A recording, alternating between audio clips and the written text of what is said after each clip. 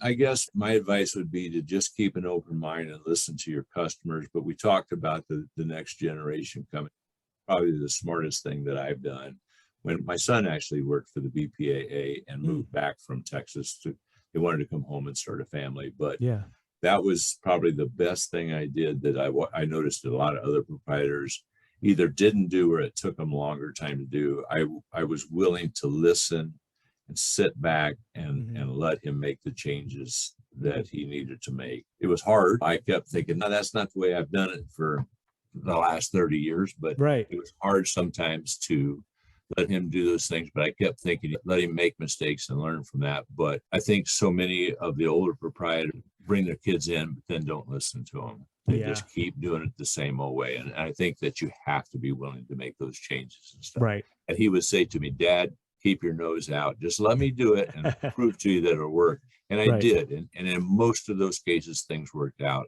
Other things where he did make mistakes, it was really funny because I would say something to him and he would argue with me.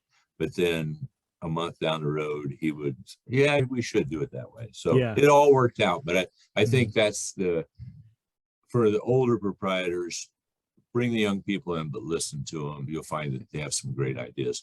The other part of my advice would be just keep your eyes and your ears and your mind open to change and what can happen. Yeah, absolutely. So then giving them the reins when they come in, actually having the back and forth, and then open mind, you mean going out to Expo or IAAPA or talking to other proprietors? Oh, absolutely. Those organizations are great. I'm on the FEC committee for the BPAA. I was on the marketing and planning committee for the IAAPA for several years. Okay. Those are all good. You make great contacts. I've met more people there and get more ideas.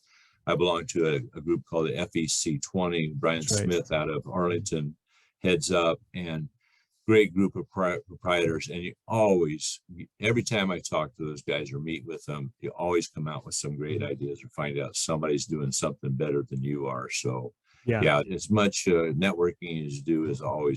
Hey, did you like this video? Great. We make 5 of them a week. Subscribe to get more and to keep learning about what's working in the bowling industry. I'll talk to you then.